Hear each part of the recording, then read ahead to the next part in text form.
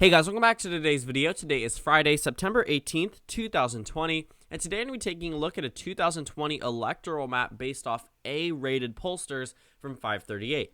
What does this mean? Well, essentially, I just went on the latest polls tab, and I took a bunch of the polls from the A to A plus rating, and we're applying that to an electoral map. We're taking the best of the best in terms of polling data, and we're going to be doing it in each swing state. So I went as far back as August 1st. Throughout the entire month of August and September was when a lot of A plus polls were released. There weren't really too many over the summer, so I decided that it wouldn't really make sense to go way before the convention time period, but we're going to be taking polls. I think the earliest poll is actually from the 12th of August, but August and September altogether, just because there are very few polls in this entire range. Usually these polls get released in terms of B, C rated pollsters in mass. For example, Morning Consult, which releases numerous polls very quickly, but for the New York Times and Siena College, Monmouth University, typically they don't send them out too quickly. But what I'm going to be doing is taking the most recent poll in terms of the A plus rated pollster. I don't think that I'm going to average it just because of the fact that each of these pollsters are individually respected, and I do trust their numbers. I do think that I should be using the most recent data, at least trying to, just because of the fact that a lot of things have been shifting in the past couple of weeks, and I don't think that it would be great to average numbers from the beginning of August and numbers at the end of September. So I'm just going to be using the most recent data, and also a lot of the times the data is just the same polling company repeated, so generally we wouldn't be averaging them together. So 130 electoral votes may seem surprising to you for Joe Biden, but then take a look at the states that have A-rated pollsters in them. California and Massachusetts and New Jersey. These are solid Biden states, easily, but they do have some numbers that I do want to discuss very briefly, just because the money was spent there, why not, right? And then we move on to the remaining, significant portion of the polled states, typical swing states. I did cheat a little bit in Michigan just because Michigan was the only Rust Belt state that had not been polled, or at least the ones that we talk about mainly in my videos. It had not been polled, and it was polled by a B plus rated pollster, so I was, iffy about including it, but since I am including Wisconsin and Pennsylvania and Minnesota, I said, you know what, why not? So that's why I'm making that little disclaimer. The Michigan poll is not from an A-rated pollster. Someone probably won't get to this part of the video, and I'll see a comment about it, but yeah, so I guess you could redirect them here, or I could do it myself. But pretty much we're going to be looking at where Biden and Trump are doing well in terms of these A-plus rated polls. And to be completely honest with you, I forgot a state, Kansas. But to be completely honest with you, I don't think that these results are too good for Donald Trump. A lot of the times when we're looking at a polling map, it usually averages all of the polls that we see. But when it's coming down to A plus rated pollsters, it's very hard for me to see how Donald Trump can even envision being ahead. When we're talking about the best of the best in terms of quality and polling data, Biden is doing phenomenal. And you'll see that by the end of this map. So we're characterizing all of the states from safest down to lean. So we'll start with the safe Democratic states. There are no safe Republican states, which I think might be an eyesore considering that Kansas is the only state with a poll in it, and it's not considered to be safe. So we'll start off with California. That's a pretty obvious one. Joe Biden's up there by 29%. No real surprise. Moving over to New Jersey, plus 16%. Again, not a surprise to many. Massachusetts, plus 39. So these states are obviously solid for Joe Biden, but you can see that he goes from being completely underwater up to 211 electoral votes because of California's 55. Very large state, very populous, huge for the Democrats every year. Moving past those three states, that puts Biden at 211. Let's take a look at the final two safe Democratic states. Well, surprisingly enough, Maine at large is now considered safe. This is a new poll from New York Times Siena College that has Biden up, get this, by 17% in Maine at large. Why is that so significant? Because Hillary Clinton only won there by 3% in 2016. That's a 14-point swing from 2016, from an A-plus rated pollster, one of the most historically accurate pollsters, that put Biden ahead by 17% in the state of Maine. His Maine 2nd district is nowhere near in terms of the margin, but overall, that's a very solid number, especially for the Democrats going into 2 House races and a Senate race to worry about in this election. Moving past Maine, the final safe Democratic state, can you guess what it is? It's Minnesota. Biden is up here by 16%. 16%. We can actually take a look at which poll that was. I believe it was New York Times. I could be wrong about that. Might have been, let's go ahead and see, Minnesota. It was ABC News, Washington Post. Biden plus 16% amongst likely voters. I'm using the likely voters number. I use the likely voters number just because, to be completely honest with you, the numbers looked as if the election might be a little bit closer, but in reality, we're not seeing too many discrepancies between regular voters and likely voters. Likely voters typically skew in favor of the Republicans, which is why I chose it, just because when I used the regular voting numbers, it seemed like this map, there's no possibility of Trump to win, which you will see by the end of this video, but nothing fundamentally changed, moving from likely voters to registered voters. Absolutely nothing at all. Literally not a single state changed, which I think is something that Donald Trump really needs to worry about, because even when, the polling firm is taking historical data, when, these minority voters that are expected to vote this election typically don't vote in every election, so they're not grouped under the likely voter category, and Trump still isn't doing well, that's a really bad sign. But we'll talk about that later on. So let's move down to the likely states for the Republicans, and there's only one. It's the state of Kansas. It's a +7 margin for Trump in this state from an A-, I believe, rated pollster.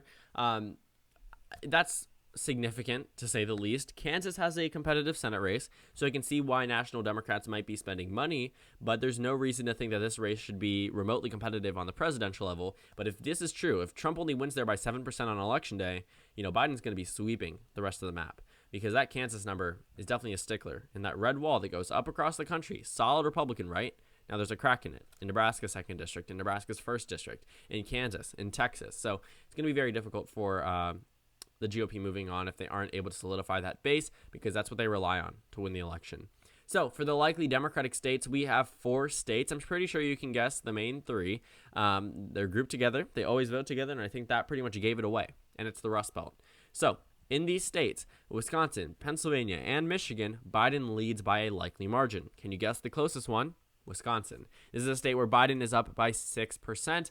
It's not exactly the most solid margin. Clinton was up by 6% on Election Day, or 7% if you round up. But you also have to realize that the data has gotten a lot more accurate, and we're talking about A+ rated pollsters. These are very accurate historically, and it's going to be very difficult for Trump to win the election if he's down 6 in Wisconsin. He's down what we will see to be 8 in Michigan. And then the Pennsylvania number I'll talk about in a second. Overall, these numbers are very good for Joe Biden. He's up 6 in Wisconsin. He's up 8 in Michigan. Like I said, if you're just getting to this part and you skipped the beginning of my video, this is a B+ rated pollster that gave me the Michigan number just because it was the only state that was left out of the Rust Belt. I decided to characterize it. It's +8 for Biden. I'm surprised that more pollsters aren't focusing on Michigan, but then again, a lot of people consider it to be out of Trump's reach. And the final state you see that's in yellow is the state of Pennsylvania. This is the state where Biden was born. He'll mention it every single time he makes a speech. He's from Scranton, Pennsylvania, right? Now, as it stands today, he's up 9% statewide. 9%. That goes likely to Joe Biden. So let's take a look at the numbers. We finished the likely and safe states, and that puts Biden at 269, 1 electoral vote away from winning. Trump is at 187. There are 82 remaining electoral votes, and all Biden needs is one of them to win the election. 1, which I think is super significant. So let's take a look at the states in least amount of electoral votes to greatest amount of electoral votes. That starts off with Maine's 2nd congressional district. And like I said, Biden only needs 1, but he's getting 2. In Maine's 2nd district, he's getting the 1 here. I don't know why I said 2, because it's the 2nd district, but he's getting that 1 right here, putting him exactly at 270, but he's going to go way further than this. So Maine's 2nd district goes to Biden. This is huge. I mean, the Obama campaign won them, won this district both times, and this is 2016 was the first time that Maine's 2nd district split from the rest of the statewide vote. And the fact that Maine's 2nd congressional district voted for a Republican after voting for Obama both times was insane. We saw a drastic swing in the Maine electorate from supporting Democrats to supporting Trump and not supporting Hillary Clinton. I think that's the better headline for it, just because Trump didn't really improve too much off of Mitt Romney's numbers. Clinton just lost a very significant portion of the vote in that state.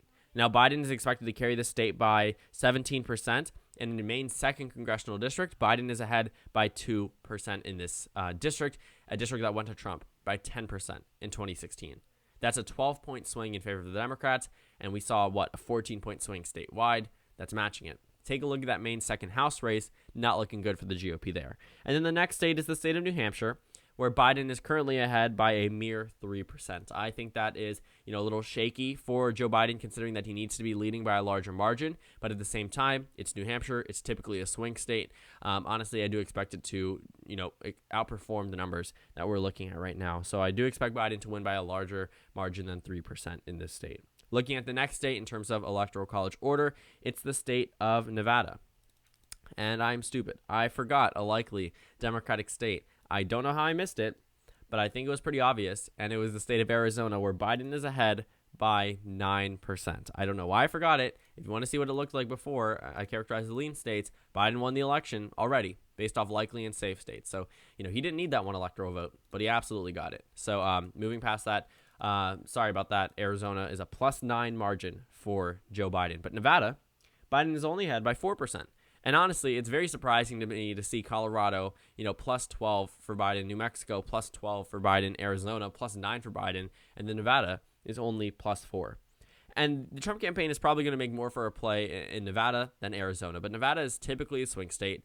But we know, based off, John King saying in 2012, historically, Nevada is going to the Democratic Party. And we know Nevada is likely to vote for Biden. It didn't vote for Trump in 2016.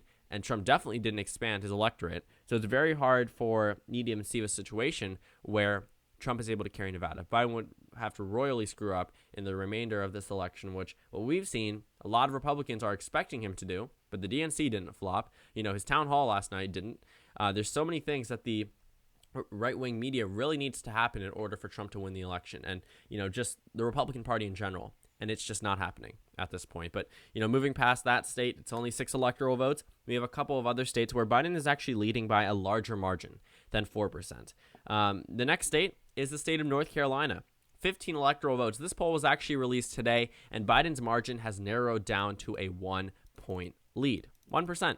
Very close, neck and neck, but at the end, Biden is still the leader in this state. Now, Trump very well could win the state. A 1-point margin of victory is nothing to be super solid on, but it is good to know for the Biden campaign that for a state that Trump won by 4% in 2016, they are now leading by 1%. Let's move down another state to Georgia, where Biden is up in the most recent poll. I think this was from a couple of weeks ago. He's up by 2%. 2%. In Georgia. I mean, Georgia should not be considered a Democratic state. Biden's not going to win this state on election day unless he does a lot better than expected, because Georgia has Trump ahead, and Georgia is likely to vote to the right of its surrounding swing states. But at the end of the day, if Biden's able to win a landslide scenario, it's possible. But honestly, it's very surprising to me to see an A-rated pollster give Georgia to Biden. But then again, who am I to argue with them? And then the next state, or the final state, is Florida. 29 electoral votes, crucial in every election for both parties. Biden is up here by 5%. 5%. That's super significant. I believe this is a Monmouth University poll. It puts Biden at 351 electoral votes with the addition of its 29, and Trump at 187. This is huge. I mean, Trump loses the election. He loses a number of states he carried 4 years ago. Let's see how many. 1, 2, 3, 4, 5, 6, 7. 7 states from 2016 and 2 districts. Maine second, Nebraska second. So a lot of these states are flipping based off of A-rated pollsters, which are historically way more accurate than the rest of them, and their methodologies are a lot better. And if these numbers, where we're talking about the best of the best in terms of polling data, and they show Biden at 351 and Trump at 187, that's really bad. And also the fact that I used likely voters and absolutely nothing changed, that's also pretty significant, to say the least. So thank you guys so much for watching this video. Make sure to comment down suggestions below. Subscribe on the left if you haven't already, and check out the Instagram and Twitter. At the bottom left of the screen, there's also a Discord link for you to go ahead and join. On the screen, there's a video you can watch, and then a playlist for my 2020 election analysis videos. There's roughly 200 in there, so you can watch them if you'd like. Again, thank you guys so much for watching, and I will see you all later today.